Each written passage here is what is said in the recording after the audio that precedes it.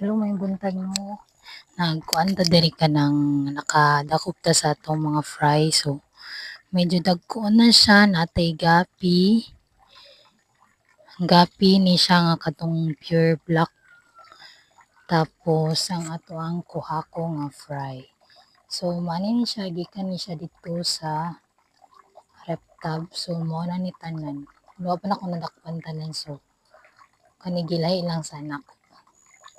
So, unya, mag-select ta og dagko-dagko og ibutan na nato, ipon na to siya sa pan para modako na ni siya.